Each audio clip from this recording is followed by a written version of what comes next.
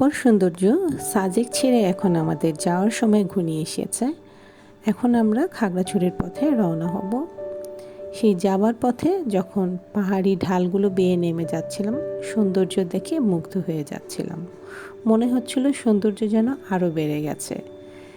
পেছনে ফেলে আসছিলাম সেই সাজেকের সৌন্দর্য।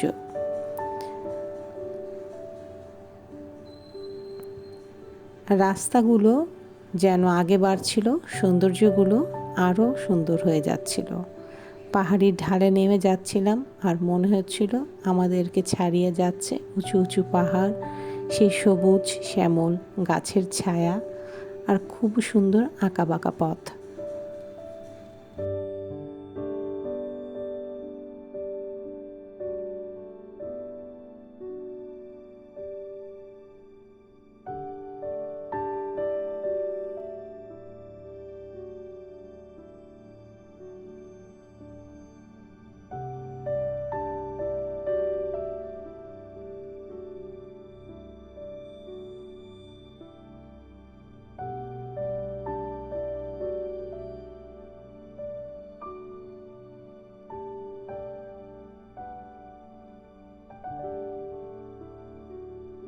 পথ শেষ হয়ে যাচ্ছিল, মনটাও খারাপ হয়ে যাচ্ছিল। দেশের সৌন্দর্যগুলো আমরা তখনই বুঝতে পারবো যখন আমরা দেশের আনাচে কানাচে ঘুরে বেড়াবো। তো এই রকমই এক একটা দেশে যখন আমরা যাই তখন তাদের সৌন্দর্য দেখে আমরা একেবারে মুগ্ধ হয়ে যাই। আমাদের দেশেও এরকম সুন্দর জায়গার কিন্তু অভাব নেই। আগেই বলেছি, আল্লাহর রহমতের দুনিয়ায় অপার সৌন্দর্য দিয়ে আল্লাহ তৈরি করেছেন। তো পথিমধ্যে একটু ফ্রেশ হওয়ার জন্য আমরা নেমে গেলাম এই রেস্টুরেন্টে। এখানে এসে দেখি নকশিপল্লী আছে, ঠিক যেমন আমাদের 300 ফিটে আছে। তো সেই নকশিপল্লীটা একটু দেখার জন্য নেমে গেলাম আর দেখলাম এখানে একটা গ্রুপ এসেছে। তারাও সম্ভবত ইউটিউবের ভিডিওই করছে। হাতে দেখলাম ক্যামেরা ট্যামেরা সবই আছে। তো যাই হোক, আমরা একটু চা নাস্তা খেয়ে আবার রওনা হব খাগড়াছড়ির পথে, কারণ সেখানে আমাদের লাঞ্চ করতে হবে এবং রাতের বাসে উঠতে হবে। তো এই যে চলে আসলাম খাগড়াছড়ির ইকো পার্কে, এবং এর পাশেই খুব সুন্দর একটা রেস্টুরেন্ট। সেখানে আমরা খাবারের অর্ডার করে ঢুকে পড়ব ইকো পার্কে। কিন্তু যেই গরম ছিল, তো ভাবলাম চলুন সবাই একটা করে আইসক্রিম খেয়ে নিই। দেখলাম আইসক্রিমের দোকান এবং সব রকমের ঢাকার আইসক্রিমগুলো এখানে অ্যাভেলেবেল আছে। তো লোভ সামলাতে পারলাম না, সবাই দৌড়ে সে ফ্রিজের কাছে চলে গেলাম আইসক্রিম খাবো।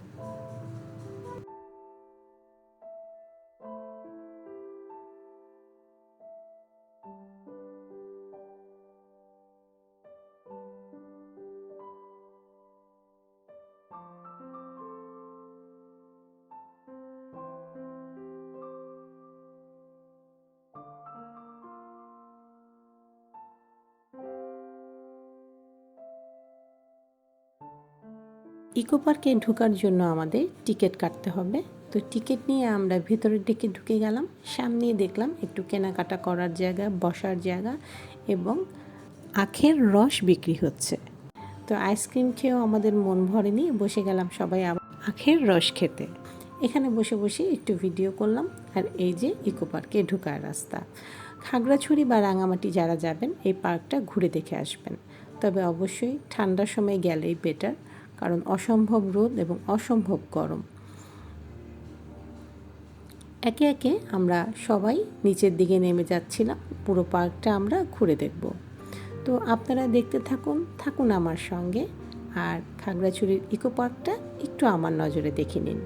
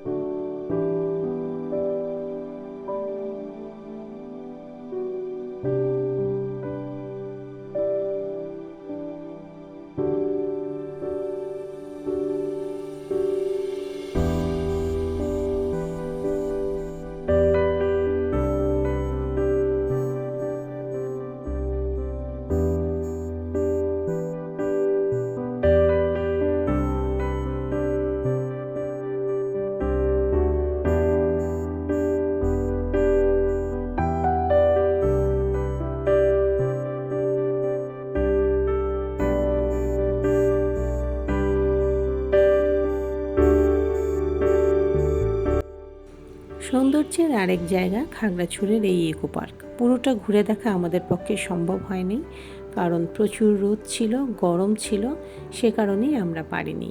আর সময় মতো আমাদের এখান থেকে বেরও হতে হবে, খাওয়া দাওয়ার পাটও শেষ করতে হবে এবং খাগড়াছড়ি শহর থেকে বাসে উঠতে হবে। তো আমরা ইকো পার্কটা দেখা শেষ করে চলে যাচ্ছিলাম সেই রেস্টুরেন্টে, যেখানে আমরা অলরেডি খাবার অর্ডার দিয়ে এসেছি এবং ঘন্টাখানিকের জন্য সময় নিয়ে এসেছি। অবশ্যই যারা খাগড়াছড়ির ইকো পার্কটা যাবেন, পাশের এই রেস্টুরেন্টটা অবশ্যই ঘুরে দেখবেন।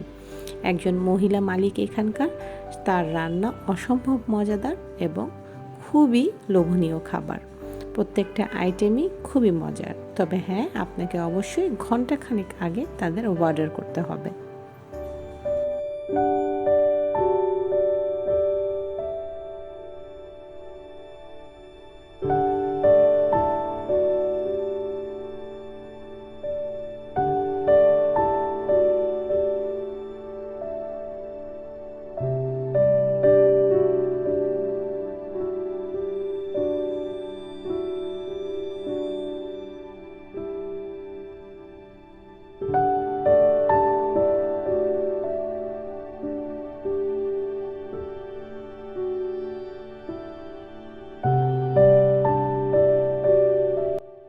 খাবার দাবার শেষ করে তার রেস্টুরেন্টের পাশে একটা হস্তশিল্পের দোকান, সেই দোকানটা আমি একটু ক্যাপচার না করে পারলাম না, কারণ সুন্দর জিনিস দেখে সেটা ভিডিও না করার লোভ সামলানোটা একটু কঠিন।